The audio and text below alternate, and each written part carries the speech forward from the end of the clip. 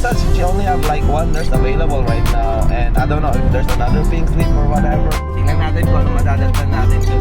Hopefully, yun na yun. Katrabaho na minsan di mo nakakasundo.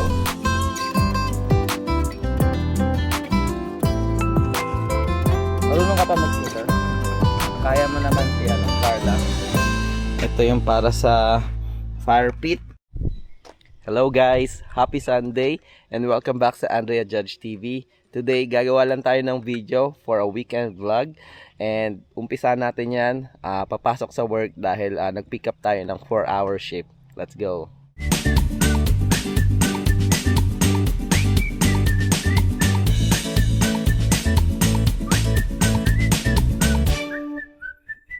On the way na tayo sa work. Ang pasok natin is 7 AM to 11 AM. Actually, ano bang tawag nito? Hindi na sana ako magpipick up ng mga 4-hour shift every Sunday. Pero kasi, ano bang tawag nito? Pero kasi, ilang beses ako tinetext ni Karen. Dahil need niya talaga ng tao. I think 2 weeks ago and then 1 week ago tinetext niya na ako, even nung vacation ko. Tinetext niya ako na kung pwede akong mag-pick up. So nagbigay siya ng mga dates. So kinuha ko lang is itong isa, June 28, kasi yung isang pinapapick up niya sa atin is 4th of July, which is I think July 5th. Medyo magsa-celebrate tayo ng 4th of July natin, kaya hindi ko siya pinick up. Ayan, so pinapainit lang natin si Ringo para at least ready na siya umandar. Kasi to manual to guys. So kailangan natin magpainit, hindi tulad ng mga electric cars natin na ready to go na yung mga yan kapag sinakyan mo. Pero ito yung engine niya, yun, kailangan natin painitin kahit konti. Kasi ayan, naka-cold talaga siya. And guys, update ko na lang kayo later. Papasok na ako sa work, and sama lang kayo for today's vlog. And tingnan natin kung ano mapapakita namin sa inyo. Let's go. Am I on call today, or it's like, no, you're 7 to 11, but we have a pink slip right now, emergency crane. Can you come in early? Yeah. Why are we calling you? I don't know. I was confused, bro. Because she said she only have like one nurse available right now, and I don't know if there's another pink slip or whatever. I think it's yeah, maybe, because I think they only have like 3 people working total. Okay, got it. I was like, I know, bro. Fucking slips. I checked last night at like 10 o'clock, and there was only 1 case. Oh really? Shit, bro. It's like there's a emergency crane, and she was like, I don't know if how many of us are working today. 7? Oh, okay. So I'm not gonna rush. Yeah, That's weird. That's like Sarah's like wanted me, and then she wanted me to be there like 6:30 or whatever. If I can come in early or whatever. And then and then it's I thought it's like emergency hand, which is like like alright, okay, I'll be there. But it's an emergency crane. It's like I don't. No, they have. Wait. Let me check who's working. There's other people that can do it. I think Elise is working too. Oh really? Well. Yeah. So it's Elise, Ching, Olive, Monica, Lauren, and me and you. It's like 7 people. Yeah, right. Well, let's see. So, kung narinig nyo, tumawag ako kay Tony.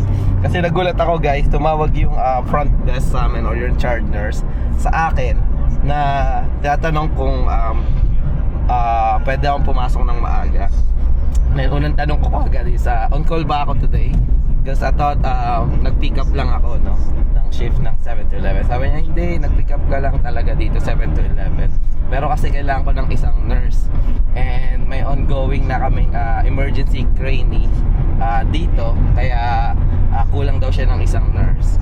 And ayun, sabi ko 6:13 dating ko, and kasi malayo ako, so hindi ko lang alam sa mga ibang nurses kung gaano sila kalapit. Pero yun, wala lang, papasok na din ako ng maaga Pero hindi ko bibilisan kasi hindi naman ako on call. And tingnan natin kung ano madadatnan natin dun, no? Hopefully yun na yun, pero let's see.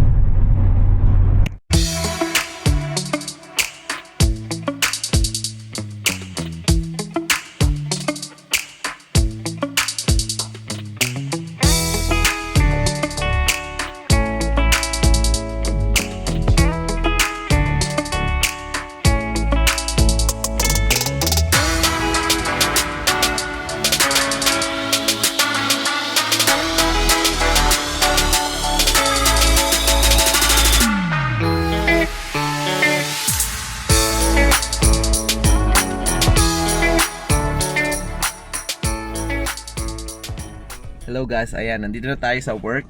Ayan, dito na tayo sa parking spot natin.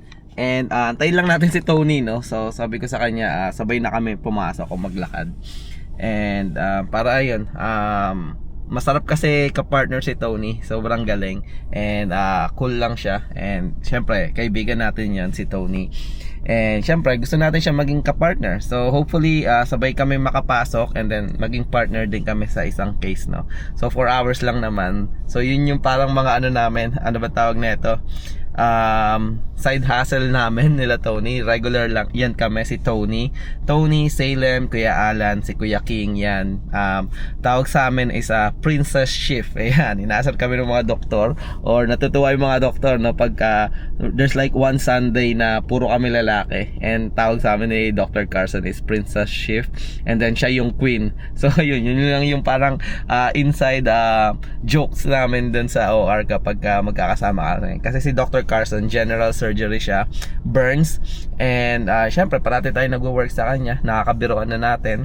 And ano din siya, ano ba tawag nito? Cool din siya, no? So yun din pala yung surgeon or doktor na ano, nag-umpisa mag-build ng Gundam, dahil parati namin pinagkakwentuhan. Una niyang binubuo is mga Lego. Ngayon nasa Gundam ano na siya, no? Building ano na siya. So ayan, nakakatuwa lang. Okay yung samahan dito, pero hindi din naman maiwasan yung ano, no, yung mga katrabaho na minsan di mo nakakasundo.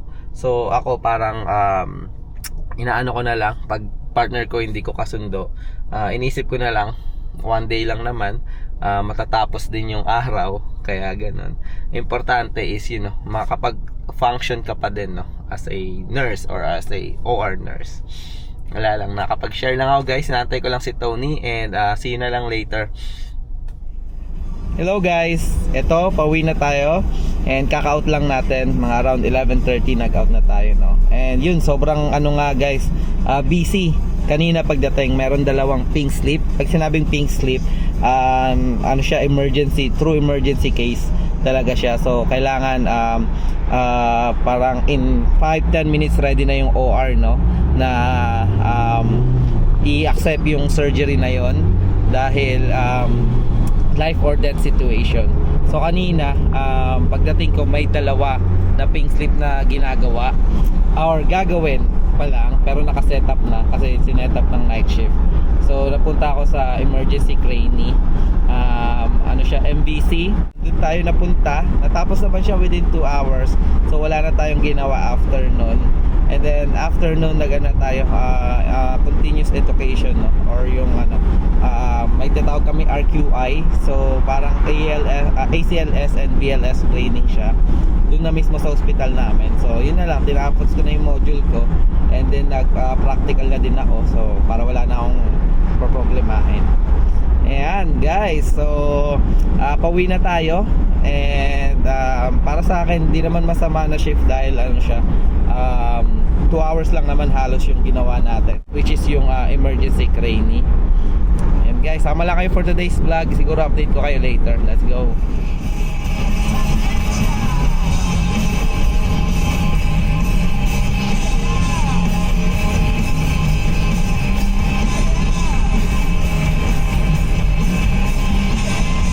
Dito na ako sa bahay, and ayan, garlic rice, oh. And then ito yung natira namin sa hongning kahapon. And breakfast lang. Breakfast and lunch na to. Hindi ako nag-breakfast kanina. So, ayan guys. Claire! How's your day? Good. Ha? Good. I finally told AOT? Yeah. Let's go! Let's go. Yan, nunod na kami ng Attack on Titan maya-maya. Pero bago yan, kain muna tayo.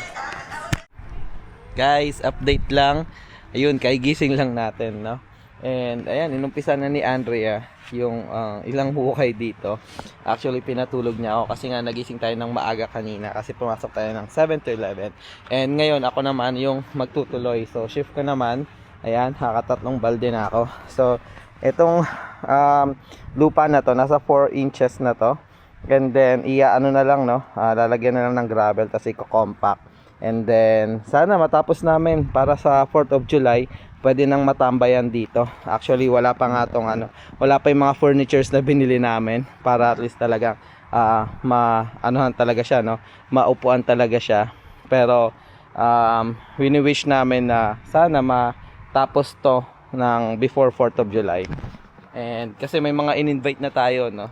Na pumunta dito. So abangan nyo yun, guys. Gagawa ako ng vlog ng 4th of July vlog. And then kung makikita nyo, nilagyan na din namin ng mga ilaw, guys. Ayan, no? So may string lights na to, guys. Ayan. Tapos yung ceiling fan na may ilaw, hindi pa namin nakakabit kasi balak namin pagtapos na tong floor, saka namin ikakabit. So mamayang gabi, kung tuloy-tuloy pa rin yung vlog ko, ipapakita ko to sa inyo. So ang problema namin ngayon, guys, itong mga tambak na lupa, no? So yung garden ni Andrea, guys, siguro this year konti lang talaga yung natatanim niya, no? Hindi siya makapag-focus dahil nga nagpo-focus kami sa gazebo project namin. So yan, dito namin tinambak, saka doon, ayan, nilagyan lang namin ng trapal yan, saka tong nandito. So ang problema namin yung pagpipick upan, no? Kasi wala na kami matangbakan. Pero may nakita daw si Andrea na search niya. Nasa $100 na 125 ata yung magpipick up ng dirt. So hopefully ma-research pa namin. Pero so far nagpo-focus kami sa hukay. And then tinatambak lang namin kung saan muna. Para ayun, ma-clear lang to. And then problemahin na lang namin next time yung paghahakot ng mga ng mga lupa. Ayun guys, umpisahan ko lang muna maghukay and then update ko kayo later.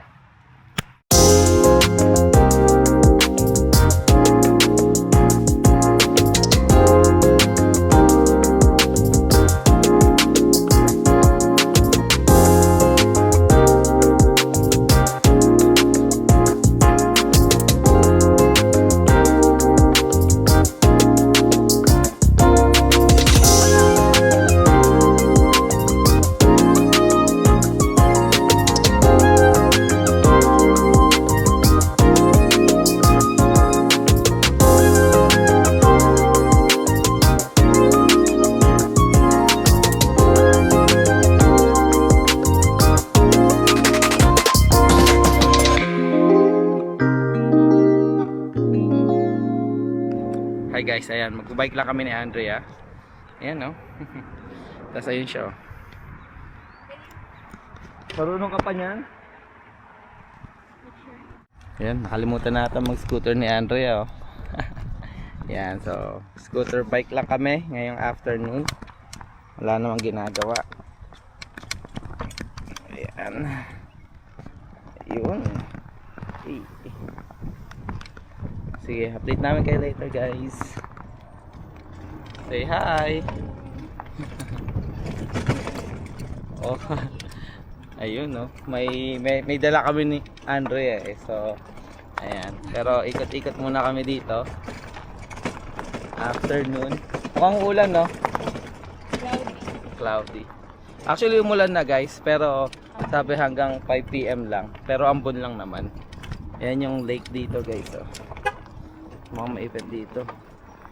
Ayan. Ayan, no? Andrea, oh. Marunong ka pa mag-scooter? Kaya mo naman si Barla. Ang bilis nito. Ha? Nakakatakot gamitin. Ayan. And guys, ikot-ikot lang kami dito sa loob ng village. Electric. Next time bike na tayo para exercise. Bili kaya tayong bike. Shoutout kay Cheska saka kay James, no? Nakakita ko yung nyo, bike nyo, Mukhang nakakahumaling, Bakit? Pwede naman yung bike natin. Ha? Mabigat eh. Maganda yung bike talaga. Yan. So, sabi nila, dalaw daw sila dito. Pag dumalaw sila, dadalhin daw nila yung bike. Kaya sige, maraming bike trail dito. Enjoy yun, guys. Punta tayo sa Lakeshore Drive. Lakeshore Drive. Guys, kung makikita nyo, daming nagpapalipad ng eroplano dito. Ayan. Ang daming eroplano dumadaan. Maganda na, ayan. Ayan. Yung iba private plane, ayan, isa din. Tumasabay sa mga commercial plane like katulad ng Southwest na Airlines. Ayan. Minsan may mga nagpa-paraglide yan dyan. And then pumapaksak sa mga area doon. Kaya yun, masarap din minsan manood-nood dito. Hi guys, yan, pahinga muna tayo, no? So excited na talaga kami matapos yung yung gazebo para at least makapag-chillax tayo ng ganito na. And then next project natin siguro next year na. Balak ko tapusin yung garahe, which is okay na yung garahe, yung flooring na lang, epoxy, no? Balak namin i-epoxy pero kasi kailangan mo ilabas lahat. So inisip namin next year na namin gawin kasi gusto namin i-enjoy yung gazebo, no? Para matambayan itong summer and makapag-relax. Balak din namin lagyan ng ano ba tawag nito, yung projector para at least makapag-movie night kami sa labas, no? Parang outside movie night, and hopefully magawa namin, and so hopefully matapos nga nitong 4th of July para at least magamit namin, no? Sa kasi mag-host nga kami, may in-invite kami mga friends and family dito sa 4th of July, so hopefully matapos namin para magamit din namin. Ayan, update ko lang. Ayan yung panahon guys, so medyo makulimlim, and hindi naman siya maulan, mahangin lang. So ganoon talaga dito sa Plainfield, grabe ang hangin. Naririnig yung yung hangin, pero umulan na kanina, sabi hindi naman umulan. Sarap tumambay dito guys, kita nyo yung hangin, no? Hi guys, dumating na yung isang package, no? Ito yung para sa fire pit glass wind guard. So ito siya. So set yung binili namin. Kunin natin itong windshield fire pit. Kasi set yung binili ni Andrea. May fire pit, may ano ba tawag na ito? May set na L-shape na upuan. Pwede mo ding igawing sala. Tapos meron ding ano ba tawag? Dito ko lagay hal bag. And meron ding mga side table. Guys, gabi na. Another day ang natapos. Pasok na naman bukas. Hi guys. Ito, mga mukhang dugyot na kami ni Andrea. Dami namin ginawa, and ayun, may progress naman. Nakakalahati na namin. And konting taste na lang, malalagay na namin yung gravel, and then yung compactor, and then yun, matatapos na sana namin bago mag 4th of July. Ayan guys, siguro dito na namin tatapusin yung vlog. Maraming salamat sa pagsama sa lang to, raw vlog lang ngayong araw na to. And maraming salamat guys. Hopefully nagustuhan nyo yung video, and kung hindi ka pa nakasubscribe, please subscribe ka na, and leave comment down below guys kung may mga gusto kayong i-share, gustong sabihin, comment down below. Ayan, maraming salamat guys. Patuloy pa rin kaming gagawa ng mga Dancing vlogs. kailan yun? Sana meron na. Pagtapos siguro ng project namin guys, gagawa natin yan. Eto, konting lang, pahaging lang sa working haging lang sa yun, work natin as a nurse. And syempre Buhay America vlog like mga ganito, and travel vlog. Ayan guys, maraming salamat. Have a blessed Sunday. Ingat kayo palagi, and God bless.